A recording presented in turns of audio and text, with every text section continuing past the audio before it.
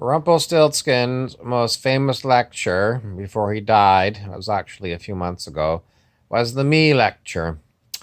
And he basically said everything you see around you is, well, he said it was me, his version of me. So all the people are me. It's hard when you're trying to say, well, it's you, but in the end, what he was saying for him, Rumpelstiltskin, the whole world, everything he saw was me. And then he said, for you, Bob, everything that you see around you is your version of me. And he kind of reiterated it so I could get it through my thick skull quite a bit. But that's basically what he wanted to get through to me, that instead of looking at everything as being not me, to look at it as being me. So, what do you make of that, all of you out there in internet land? Everything you see is your version of me.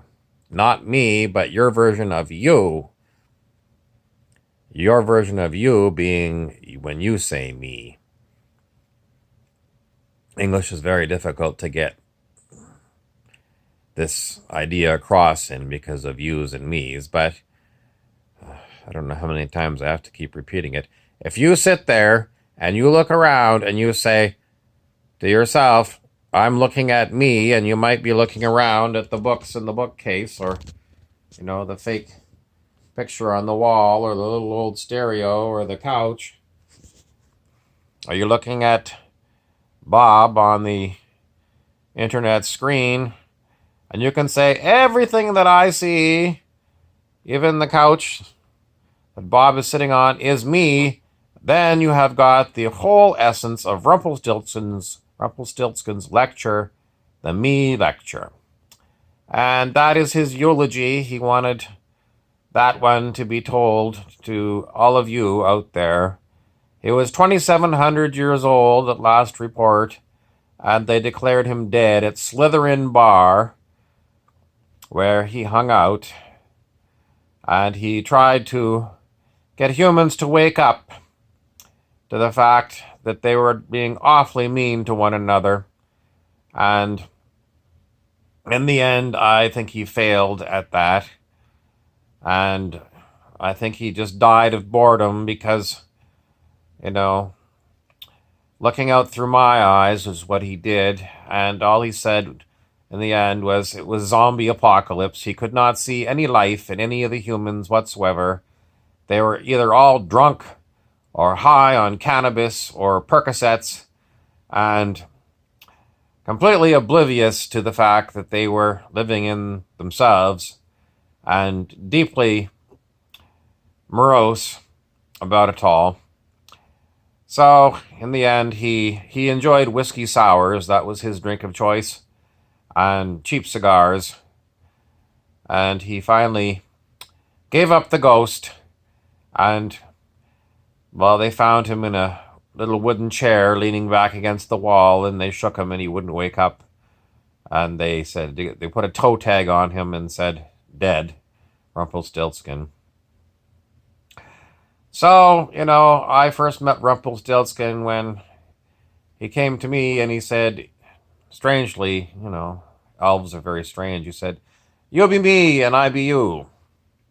And I said, what? And then he proceeded to play a whole series of games on me. He introduced me to all of his very weird characters, and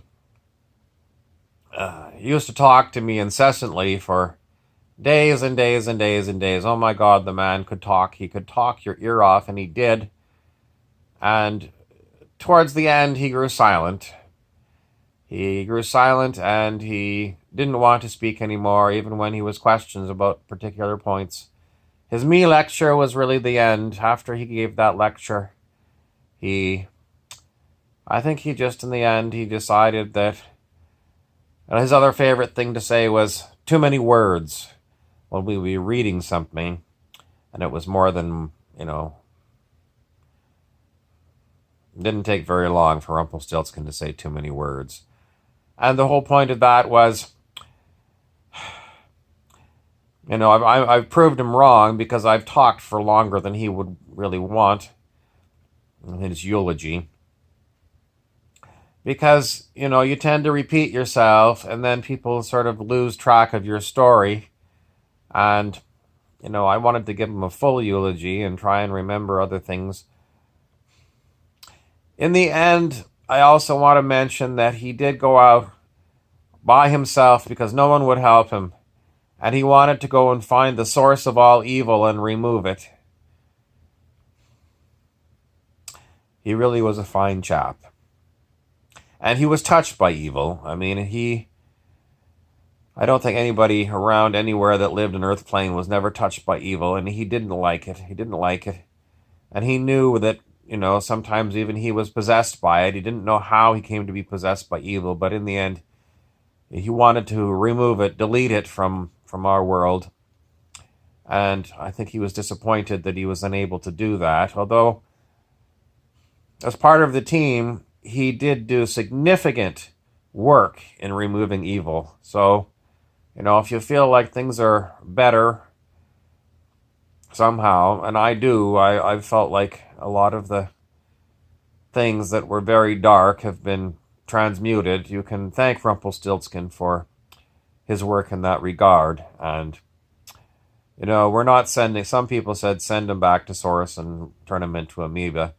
We're actually going to suggest that he be resurrected in a heavenly realm where there is no evil. Good old Rumpelstiltskin. I'm Harry Weaver, your narrator.